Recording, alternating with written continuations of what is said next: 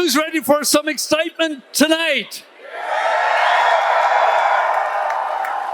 Who's ready to put Canada first for a change? And who's excited to hear from the person who's going to make that real change?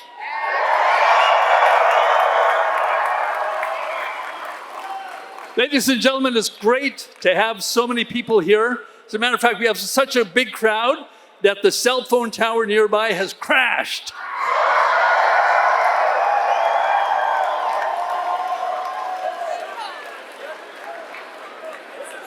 So normally we would tell you, post everything, but tonight we're telling you, please put your cell phones on airplane mode because the media need the bandwidth to get the message out.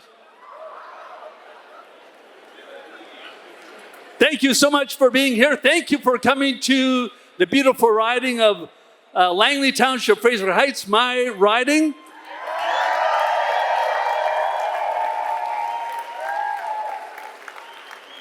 And I have the privilege of being the candidate in this riding to run for re-election. Thank you very much.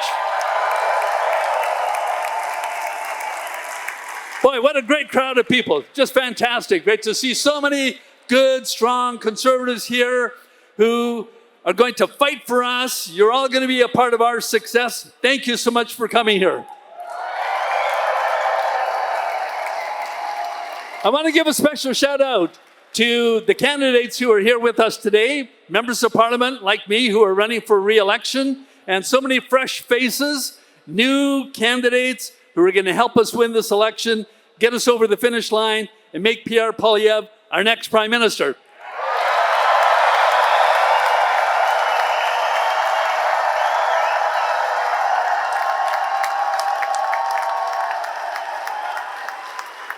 Okay, so we have quite a crowd of candidates here, so I'm going to just read them off in no particular order, in the order that they RSVP'd. So I'm going to start with Mark Dalton, Pitt Meadows, Maple Ridge. Carrie Lynn Finley, South Surrey, White Rock. Brad Viss, Michilimackinac, Abbotsford. Mark Strahl, Chilliwack Hope, sorry. We have Senator Yana Martin here. Thank you, Senator, for coming here. Harjit Gill from Surrey Newton. Rajveer Dillon, Surrey Centre. Mauro Francis Burnaby, North Seymour. There's the man. Jesse Sahota, Delta. Lawrence Singh, Newestminster, Burnaby, Millardville. James Yan, Burnaby Central. Elaine Allen, Vancouver Centre. Suk Pander, Fleetwood, Port Kells. Ravinder Bhatia, Vancouver Kingsway. Paul Lambert, Port Moody, Coquitlam. Marie Rogers, Vancouver Granville. Lena Cobble, Vancouver East. Ian Black, Port Coquitlam. Tamara Jansen, Cloverdale, Langley City. Jack R, Richmond Centre. Sukman Gill, Abbotsford, South Langley. Part of my old riding. Stephen Curran, North Vancouver, Capilano. And Ken Charco, Vancouver Quadra. I hope I got everybody, so if I didn't, apologies. We'll mention you a little later on. So ladies and gentlemen, thank you so much for coming here. So many people ask us, hey, how can we help? How can we help Pierre Poilievre put Canada first for a change? Well, easy. We need volunteers, lots of volunteers. Look at all of you. You're all potential volunteers. We need you to join the team. So just connect with any one of us or anybody else from our re-election teams. Join them. We're happy to take your name and your contact particulars, and we're going to put you all to work. Or you can go to our website, conservative.ca/volunteer, and sign up that way. We need volunteers. Please join us. And one other thing, and that is, another way that you can help, and that is to follow Pierre on social media and share all his posts, give positive comments. All of that helps to get the message out. So ladies and gentlemen, being here tonight is already a big part of your contribution to our success. Thank you for coming.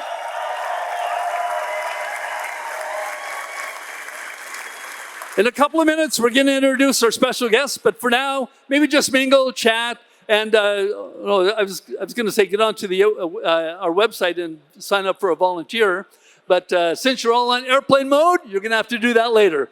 Ladies and gentlemen, I'll be back up here in a couple of minutes.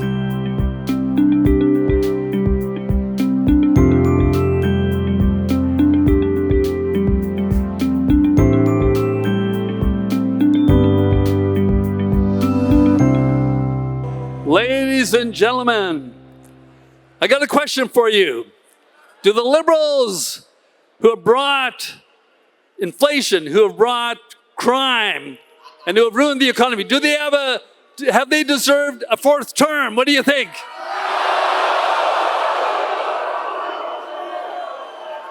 Is it time for a strong Conservative government that is going to bring real change? Ladies and gentlemen, then you are at the right place, because that's exactly what's going to be happening here. I have the honor of actually, I'm not going to introduce Mr. Poilievre, but I'm going to introduce the person who will introduce Mr. Poilievre, and that is Mrs. Poilievre, our special guest here tonight.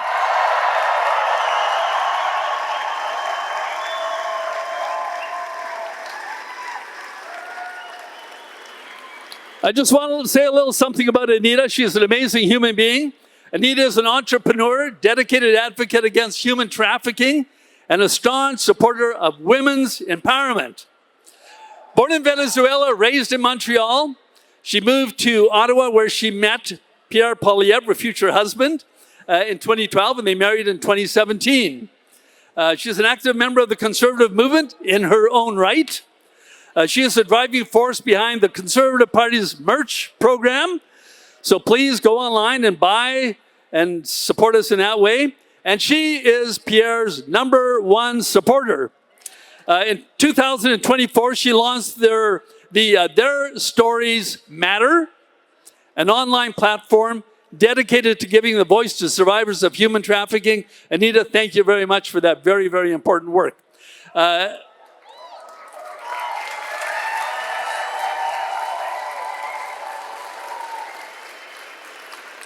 Anita is committed to supporting women and elevating them through her online magazine, Pretty and Smart Co., and her Lead Her Forward initiative, which seeks to pay it forward by inspiring, connecting, and elevating women.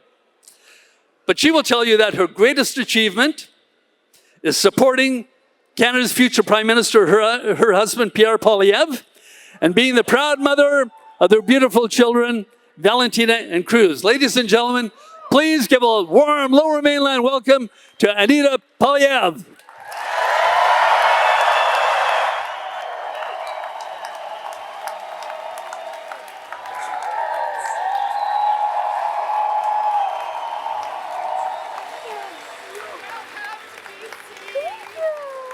Thank you.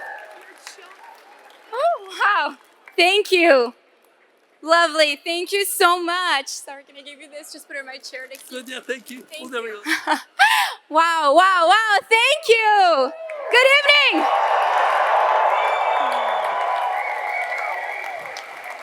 What a pleasure to be here with all of you. Canada, here we are. In this crucial time, this is the time where we must decide whether we're going to choose a government that has put us in a very vulnerable economical position in the face of the threats of Donald Trump for a fourth term, or are we going to choose change to put Canada first?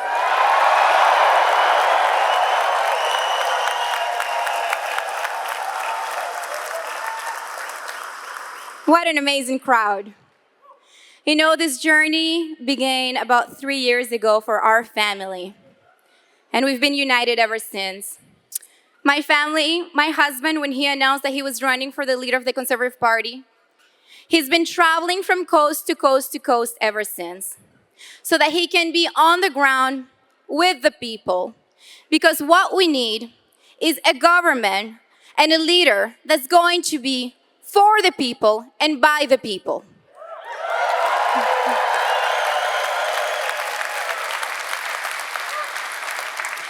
Leadership is born from true love for our country, from true patriotism. It is not born from the boardroom of the elite. It is not born from fancy degrees and fancy titles.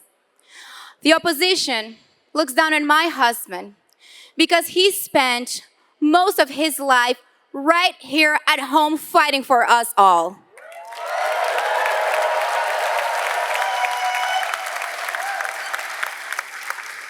But that is not something the opposition should look down on.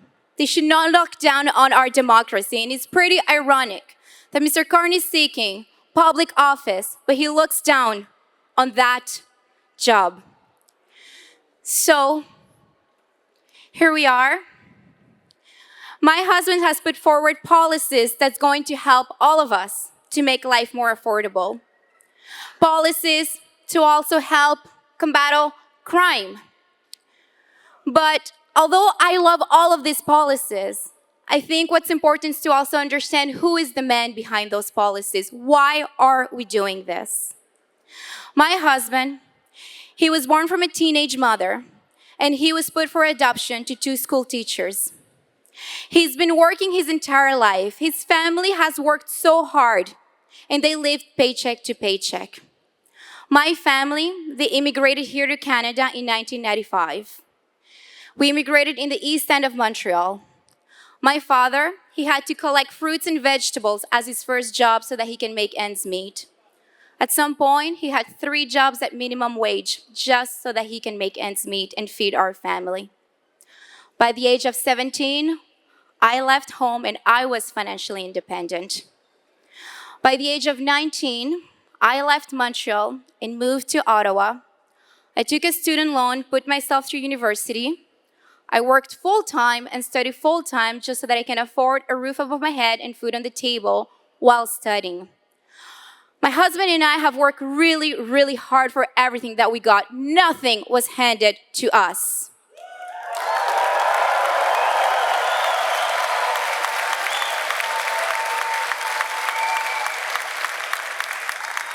And my family came here for the Canadian Promise.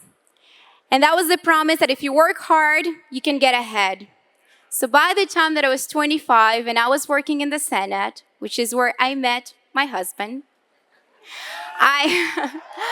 yes, I was 25, single woman at the time, a few months actually before I met Pierre, and I had saved just enough money so that as a single woman, I could afford a home. Imagine that. Back in 2012, I was working for $50,000 a year, saved $25,000, put a down payment on a little townhouse with 2 bedrooms. That is the Canadian Promise, and that was 3 years before the Liberal government took office.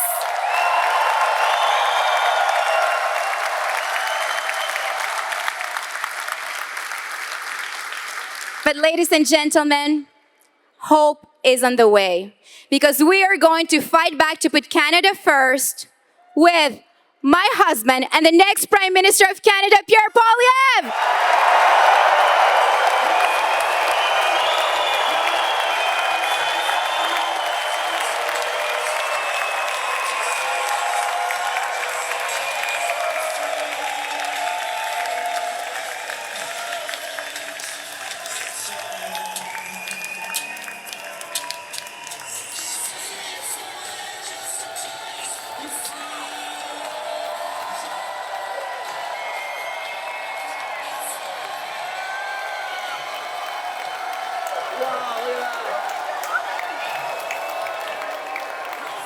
Amazing.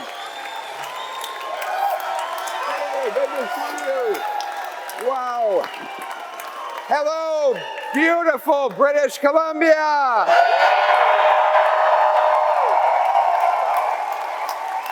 Who's ready to axe some taxes? Who's ready for homes you can actually afford?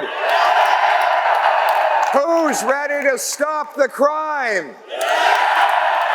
Who's ready to bring our jobs back home? And who's ready to put Canada first for a change? Wow. Look at this crowd. Incredible. I'm told there are as many as 5,000 people here today.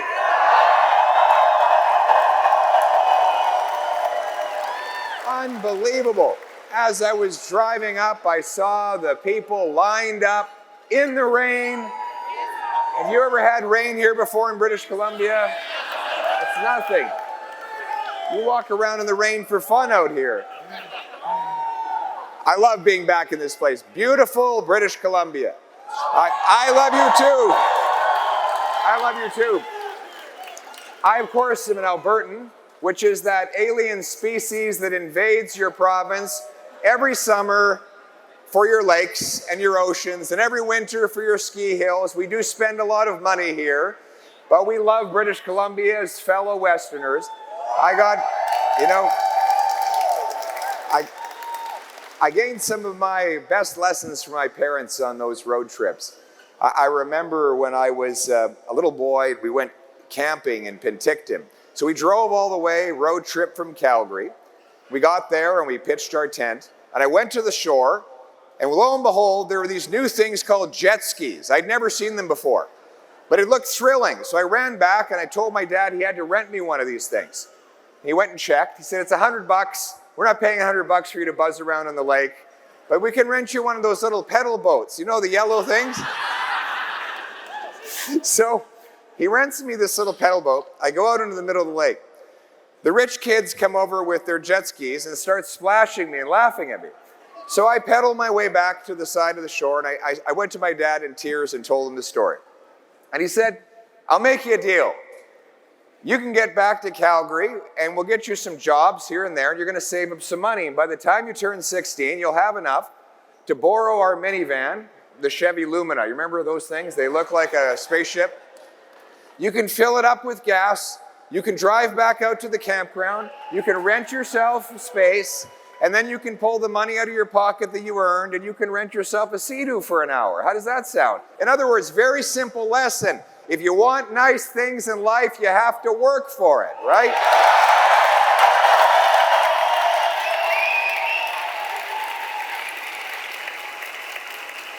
And sure enough, I did, and it worked. And that was the Canadian promise, that anyone from anywhere could achieve anything. If they worked hard, they could have a beautiful home on a safe street, protected by brave troops under a proud Canadian flag. That's why people come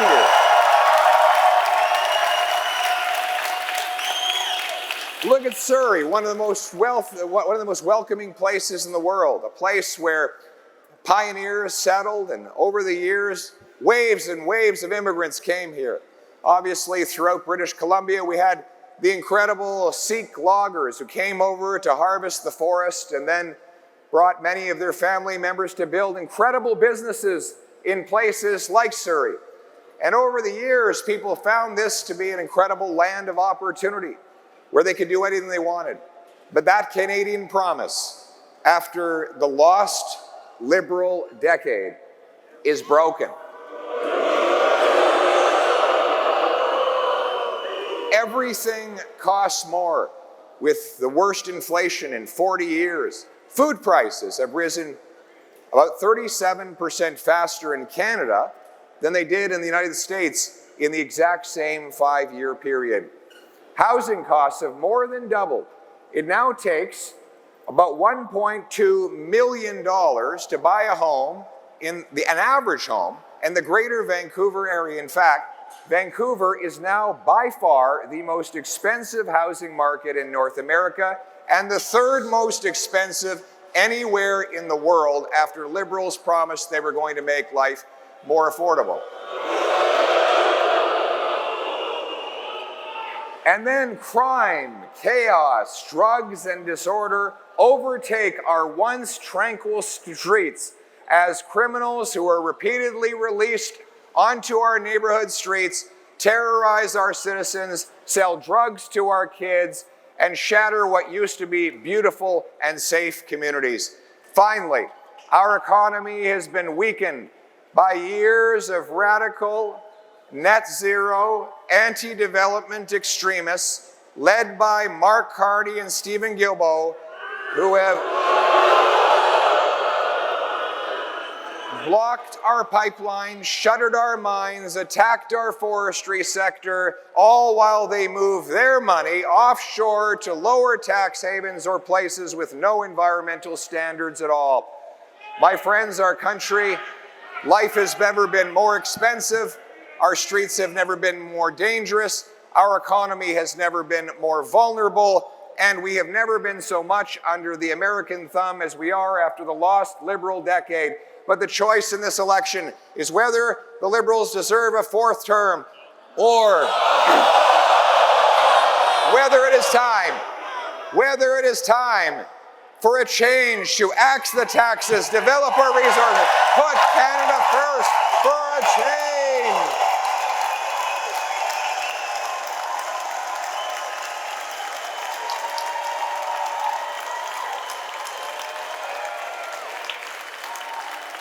Le choix après la décennie perdue des libéraux, le choix, c'est est-ce qu'on veut donner aux libéraux un quatrième mandat pour augmenter les taxes, gonfler le prix de logement et affaiblir notre économie face aux Américains, ou est-ce que c'est le temps de mettre le Canada d'abord pour faire changement et pour reprendre le contrôle de notre avenir? C'est ça notre approche. Now, the Liberals are trying to pull a fast one on us. They want to make us forget about the last 10 years, all the damage that they've done and the weakness that they've created, by replacing Justin Trudeau with his economic advisor and hand-picked successor, Mark Carney. This, despite it is the same Liberal ministers, the same Liberal MPs, same Liberal strategists, same Liberal promises they've been breaking for the last 10 years. The only difference is that Mr. Carney is a more weak, out of touch, and conflicted leader than even Justin Trudeau. He has only done two things in Canada. He's been out of Canada for most of his adult life. Up until recently, he had 3 passports. But since coming back, he's done only 2 things. He's been the economic advisor to Justin Trudeau, helping him cause the economic damage, and he's moved his headquarters out of Canada to the US while moving billions of dollars of investment from Canada to tax havens where he doesn't have to pay his fair share. But my friends, the good news is, Canada was not like this before the lost Liberal decade, and it won't be like this after they're gone.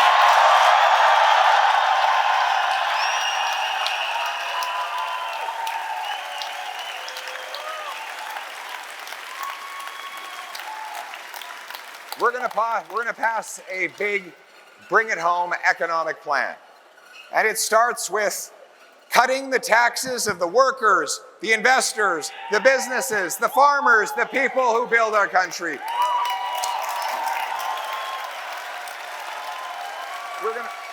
It starts income tax.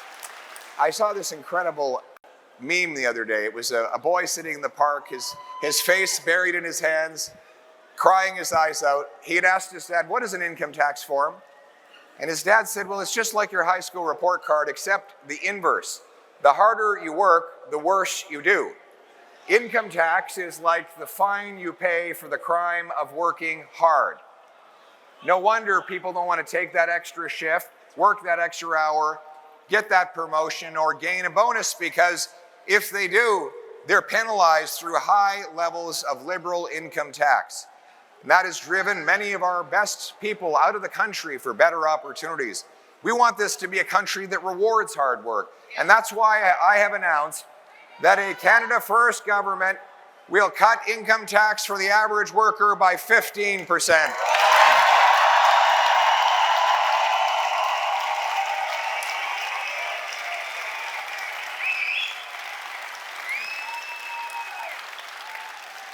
But we also have to bring home our investment.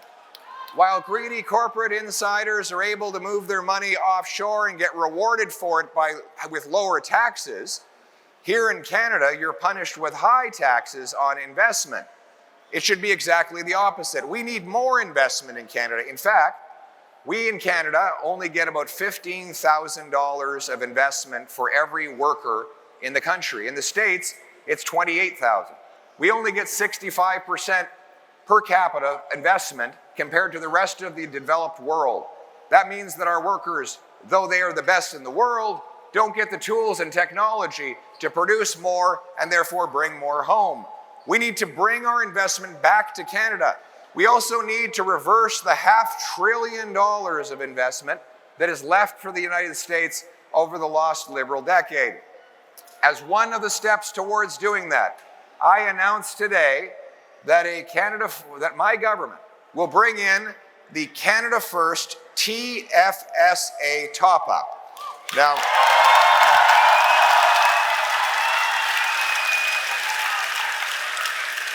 as you know, the previous Conservative government, with the help of Mark Straw, and you were too young to be around at the time there. I was a staffer. Yes, you were a staffer.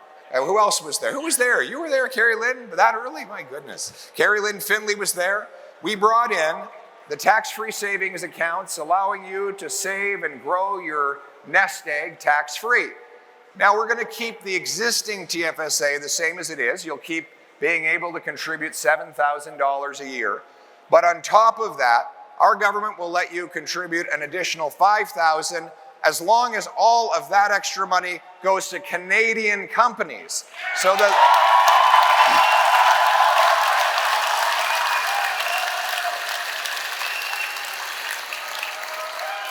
this will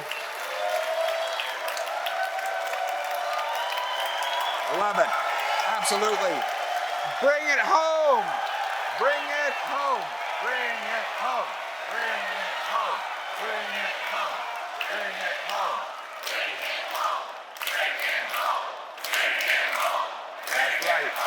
Bring it home. Bring it home. Bring it home. Bring it home.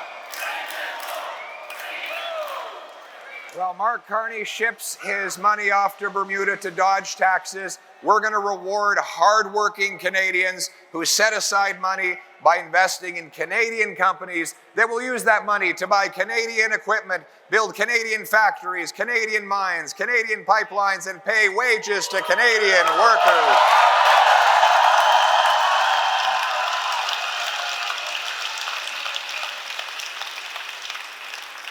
And then we're going to axe the carbon tax.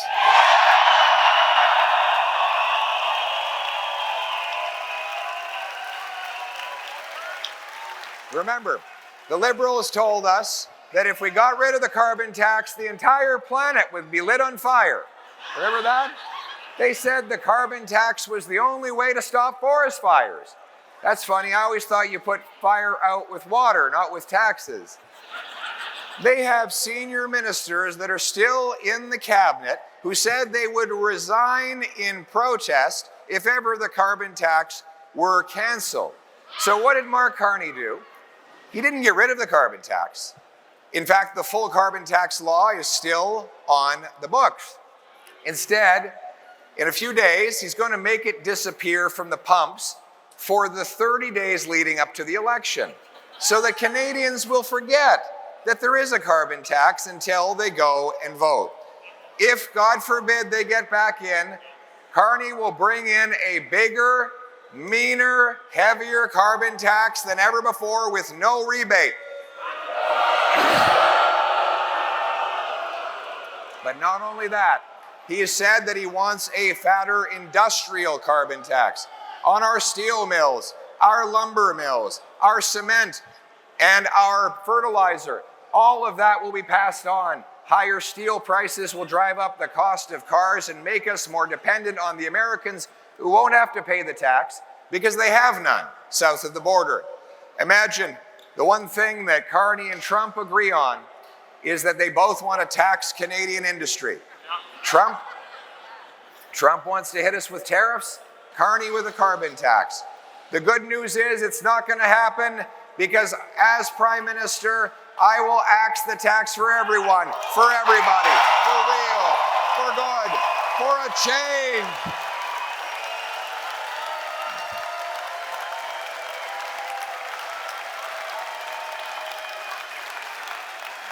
Absolutely. Axe the tax, axe the tax, axe the tax, axe the tax, axe the tax, axe the tax, axe the tax, axe the tax. Wow.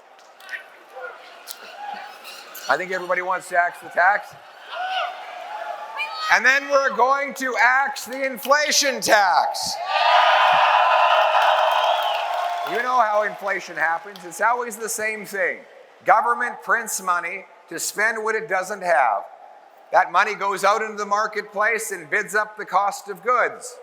It doesn't make us richer to have more cash if there's not more stuff to buy with that cash. If you have an economy with 10 apples and $10, it's $1 an apple. Now, if you double the number of dollars to 20, well, you still have only 10 apples. It's not that you're twice as rich. It's just that each apple now costs twice as much. That's inflation.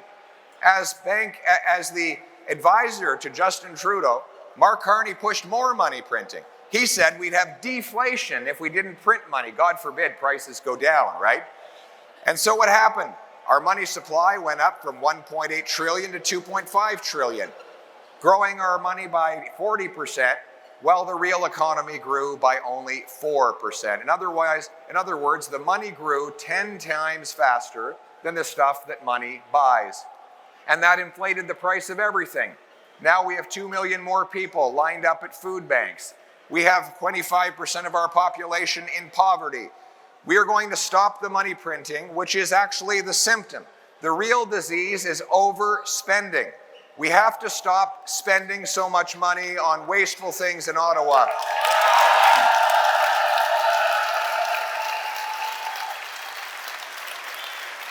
My government, we will cut back on the federal bureaucracy, cut back on the consultants that consume $20 billion a year.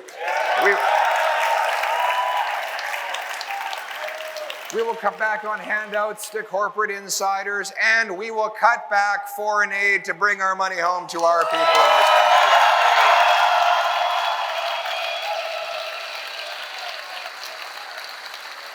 country. In so doing, we will pass a dollar-for-dollar law that requires we find equal amount of saving for every extra spending we do. We'll run our finances the way you run your household, by making trade-offs and getting bargains and getting better value for money, so politicians can't just pass the bill on in more inflation, debt, and taxes. They have to actually go into their departments, dig out the waste, get better value for money, and lower the cost of government so that we don't destroy the value of the money that you earn every single day.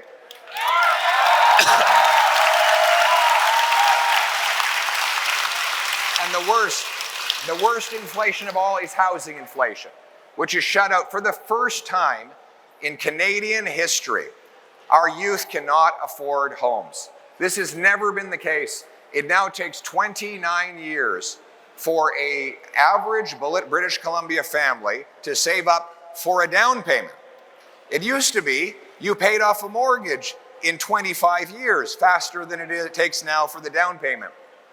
This is in part due to taxes and government inflation. 60% of the cost of a new home in Vancouver today is taxes, bureaucracy, delays, consultants, zoning, lawyers. More money from a new home goes to bureaucrats in offices than goes to the carpenters, electricians, and plumbers who actually build the homes. So this is a shame, and not only that, the very carpenters who build the homes cannot afford to live in them. That is why we are going to cut back on the taxes and bureaucracy, starting with my leadership. and the team of our Conservative Party to eliminate the federal sales tax on homes under $1.3 million.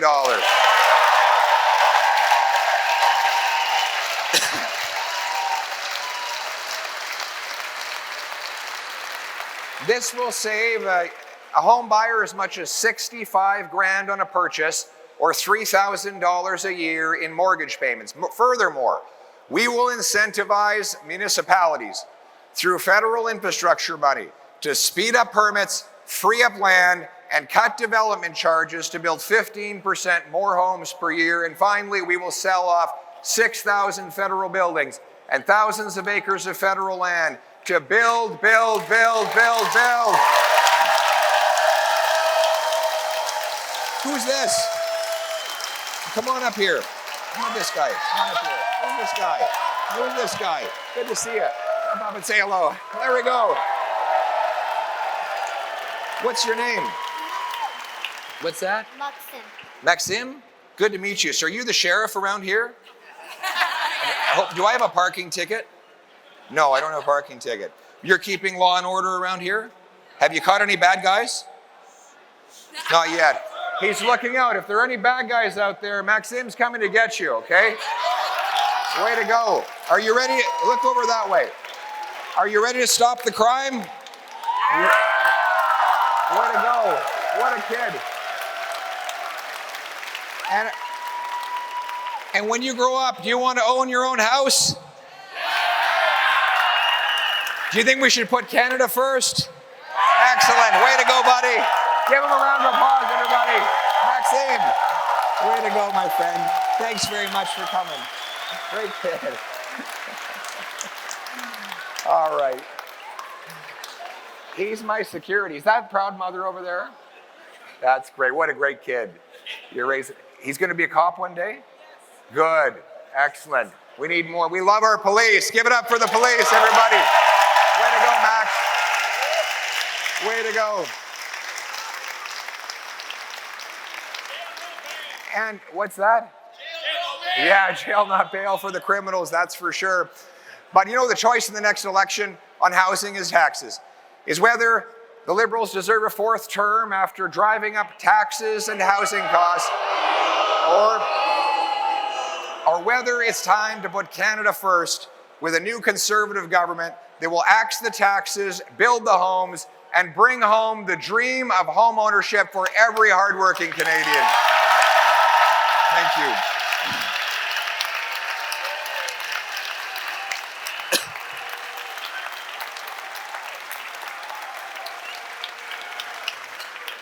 And we're going to bring home our jobs. We're going to bring home our jobs from around the world. And that starts by repealing the anti-energy and resource laws in order to make it at home. We will repeal the No New Pipelines Liberal Law C-69.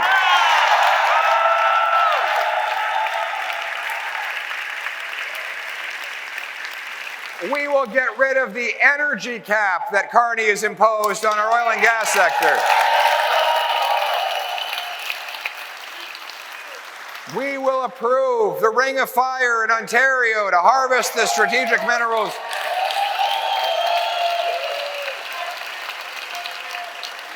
We will give rapid approval through something called shovel-ready zones, where we'll go out, we'll draw a circle around different land masses that are perfect for mines, pipelines, power stations, or other things.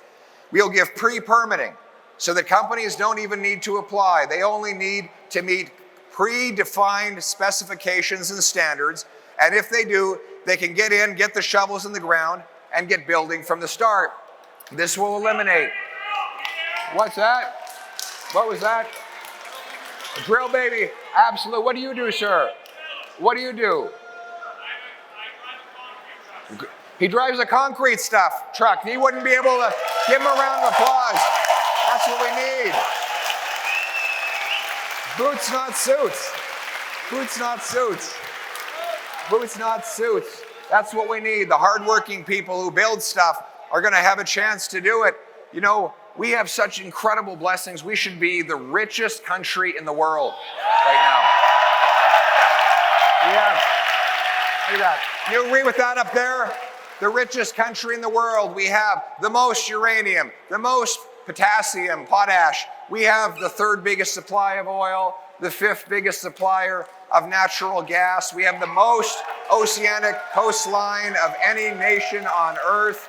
We have the sixth biggest supply of lithium. The list goes on, and yet we're keeping it in the ground because of a radical net zero ideology that impoverishes our people while enriching the global elites. We have clean electricity that could power these data centers. You know, like Microsoft and Meta and these other big companies, Alphabet, they're all building their own nuclear power plants to feed these data centers. These artificial intelligence centers, it takes 10 times as much electricity when you do a chat GPT inquiry as when you do a Google search. Artificial intelligence. We have that in the government too. It's just a different type. It's just a different type. But we have the electricity in Canada to power these things. What we need is to have shovel-ready zones that pre-approve the power station and the data center, the LNG plant, the pipeline, the mines, the factories. We're going to reignite our great resource sector and bring home our jobs.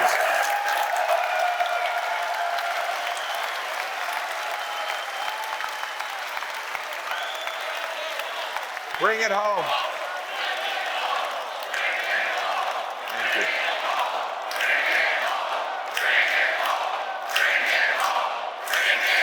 We're going to bring it home. We're going to bring home our jobs and a brighter future for our people. Put our nation back in charge of its own future. And our nation will be strong and able to stand up against President Trump or any future American president, because we will be self-sufficient, self-reliant, and strong enough to stand on our own 2 feet.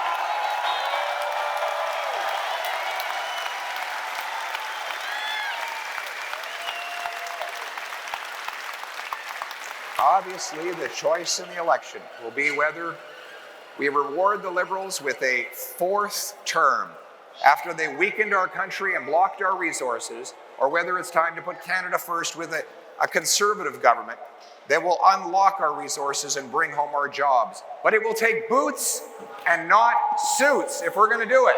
Boots, not suits. Boots, not suits.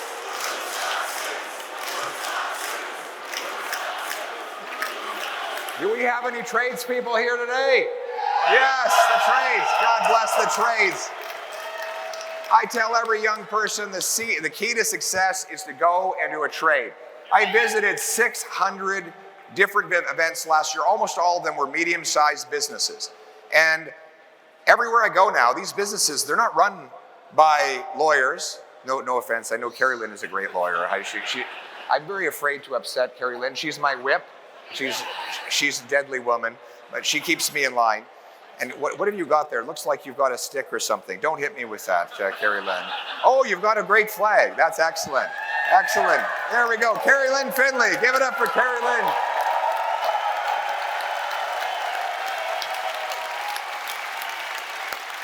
But these businesses, they're not run by MBAs. They're run by tradespeople who took the skill set of solving problems and making things work and applied it to business. And that's how they're generating so much value. But unfortunately, the governments want to give all their educational resources to white-collar education. I have no problem with university. I was blessed to go myself. But we should give fairness, and we should give the lion's share to the trades so that we can prepare the young people who will build stuff, make stuff, fix stuff, move stuff.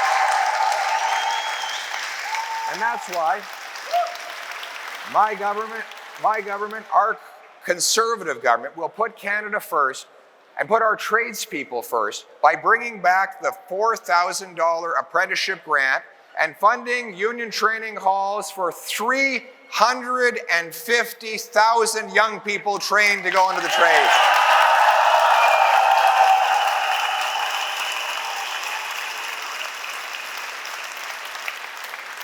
And we want them to bring their paychecks home to safe neighborhoods, so we will stop the crime.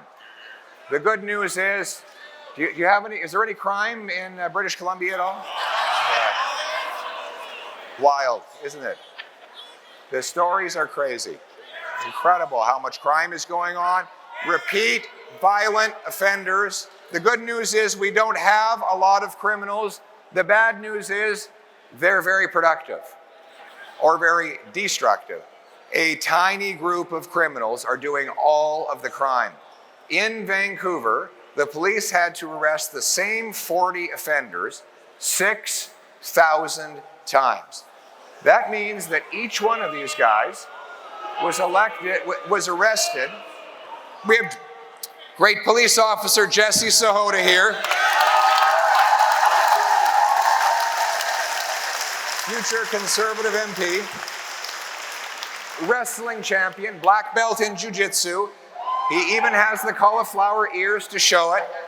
Very powerful soul, a very powerful guy who's going to fight for it. He's mentoring our young people. But Jesse, I bet you have a lot of return customers out on the street, right? You're arresting the same guy over and over. Oftentimes the criminals say they're not even afraid to get caught. They don't go through the trouble of avoiding the police because they know they'll be released before the paperwork on their latest arrest is even complete. And then they go out and offend again and again. If you're arrested every 2 days, like those 40 offenders in Vancouver, you got to be working at it all day, every day. It's hard work. You know, you got to be up at the crack of dawn to rob a bank and, you know, selling fentanyl by noon and carjacking by 2 in the afternoon. And these guys don't even have unions. They don't have benefits. They do get room and board. They go to prison for a few hours. It's like the Hotel California. They check out, but they never really leave. But the reality, it's crazy. If you don't laugh, you cry. If you don't laugh, you cry. This is because of Bill C-75. I quote, that the judge is required to release the offender at the, quote, earliest opportunity under, quote, the least onerous conditions. That is what we're going to get rid of. I will repeal C-75. It'll be jail, not bail. Jail, not bail. Jail, not bail.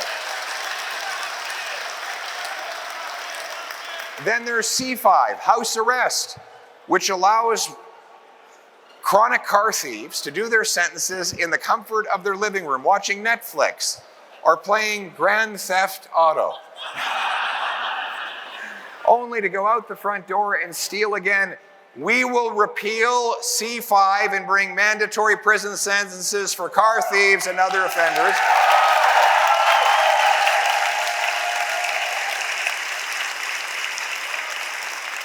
And we will secure our borders.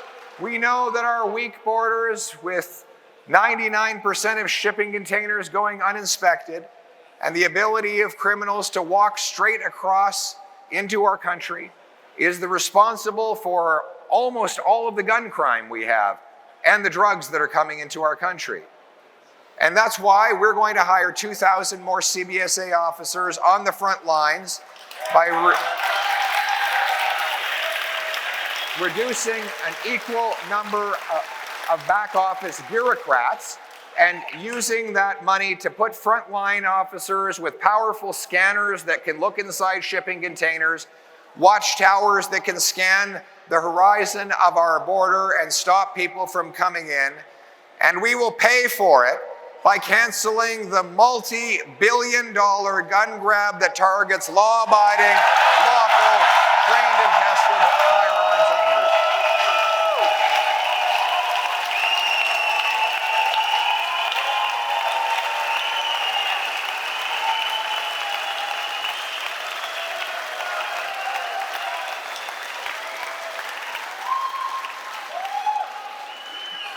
This gun grab, which the police across the country oppose, the police unions are nearly unanimous in imposing the gun grab. They know that it goes exclusively after law-abiding people. And that's a very simple truism that's easy to prove. If you're a criminal, you don't go out and get a possession and acquisition license, right? So taking the property away from the trained-tested, proven, and vetted licensed owner means that you're by definition going after the good guys and spending billions of police and law enforcement dollars doing it, money that could be going to protecting our people. Liberals want to protect turkeys from hunters. I want to protect Canadians from criminals.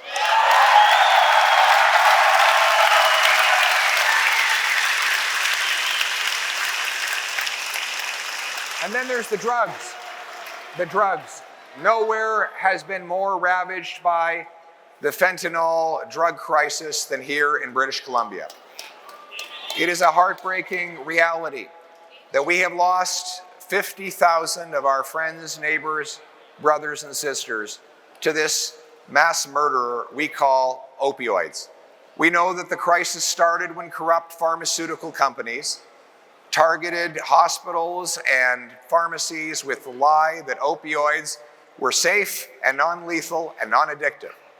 And they made massive sums, even though later on email correspondence proved that they knew they were lying. They even paid bonuses for the number of people that they caused to overdose. The American government has even sued those companies and recovered $54 billion south of the border. Yet here on this side of the border, the radical liberal government not only fails to go after the drug companies and the mass criminals who perpetuate the crisis, they use your tax dollars to fund the distribution of dangerous, high-powered opioids, more powerful than heroin. Opioids that get resold to our children, and then the profits of which are used to buy even more dangerous fentanyl.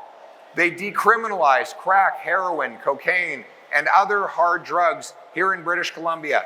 And they do nothing to stop China from sending the ingredients that are ultimately used to make this deadly poison. We also know that Mark Carney has secured a $250 million loan for his company from the Chinese government. He will never stand up to Beijing when it comes to drugs.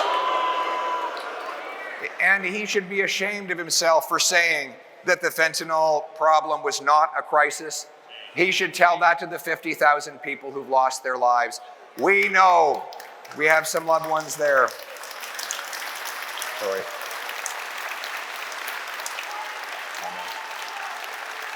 I know. Sorry. I know. We hear stories like this all the time. People who write me letters, heartbreaking letters of good kids who grew up with great values, but maybe got an injury and took a drug to try and relieve the pain, or fell in with the wrong crowd. And when they got addicted, they never made it through. But the good news is we can do something about it. We're going to ban the drugs. We're going to stop giving out tax-funded opioids. We're going to put the money...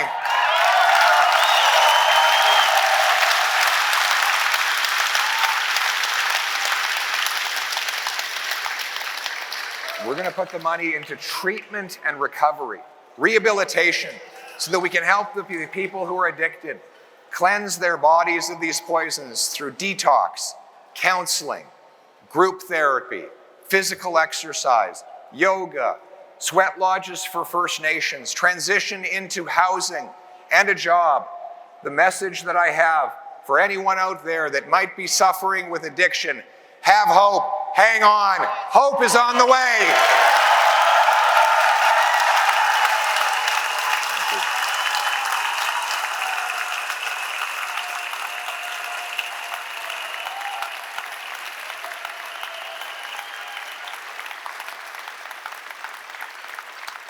And we will recognize that the people who are mass marketing these drugs are killers.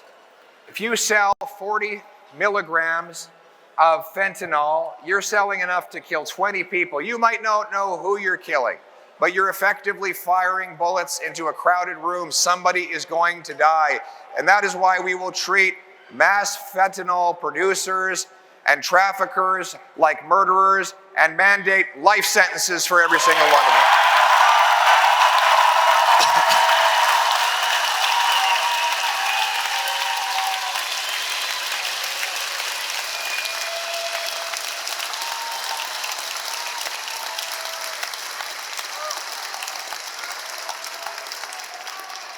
And we will help pay for all of the wonderful treatment we provide by suing the corrupt pharmaceutical companies that caused the problem in the first place.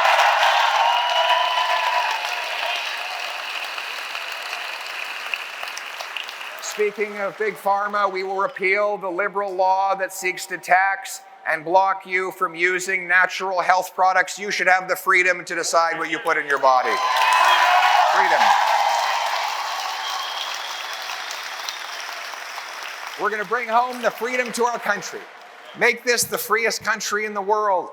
But to have freedom, you have to have a strong military. We're going to rebuild Canada's armed forces to support our troops and our veterans.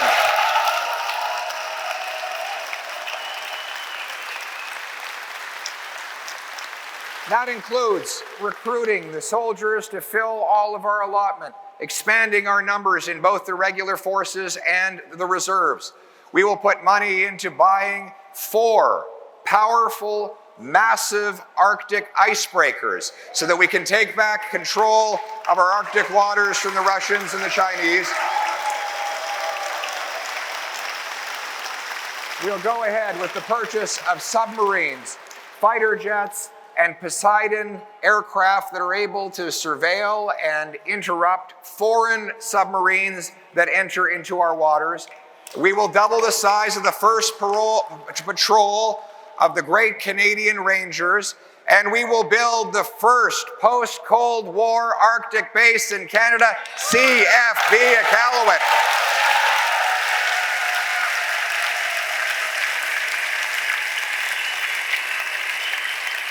We will expand the cadet program to get more of our young people, before they even graduate from school, enjoying mentorship from our soldiers and our rangers, learning outdoor skills and binding each other together from coast to coast of our wonderful nation. We will be united in service and loyalty, and we will prepare the next generation of warriors that will defend our land. We will also reject radical schemes like the Liberal Century Initiative to bring our immigration system back under control.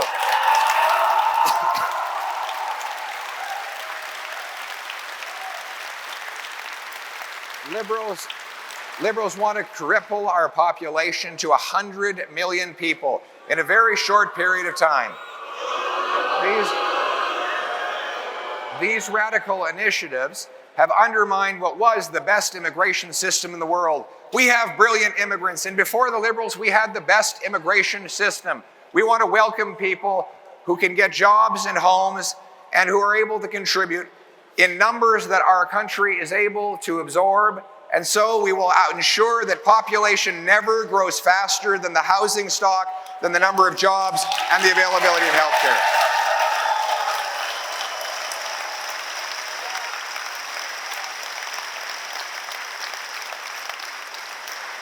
We don't need any of these wild schemes that the globalist elites want to impose on us.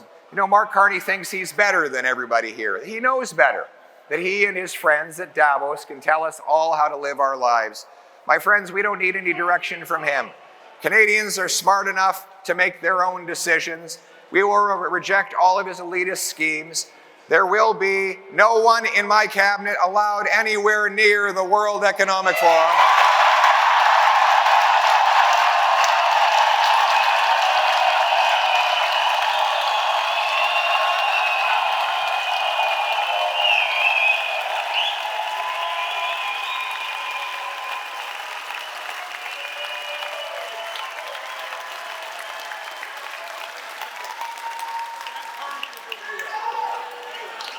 We will bring home our democratic control and put it in the hands of the people. Mr. Carney says he wants us to be European. Mr. Trump wants us to be American. I want neither of those things. I want us to be Canadian.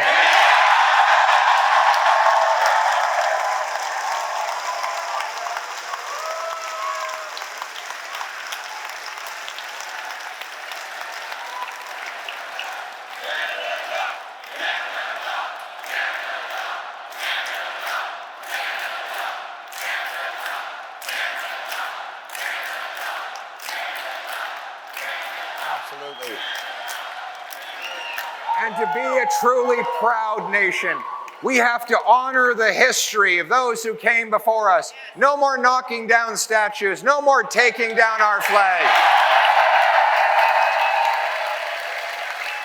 No more erasing our heroes. When you open the passport a year after a Conservative government, you're going to see Terry Fox, our veterans, the famous five, and countless other heroes.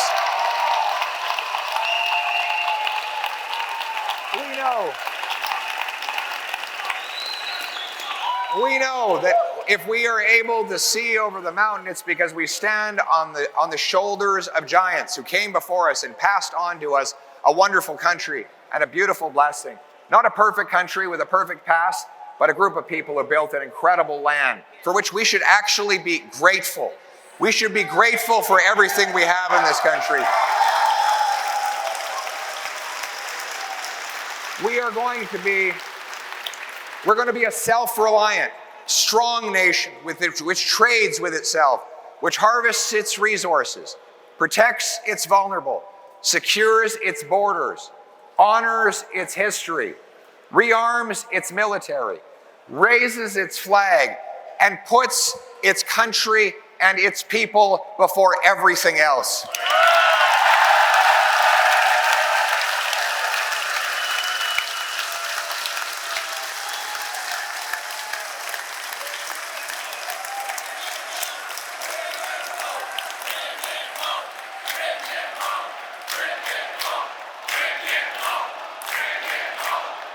Bring it home.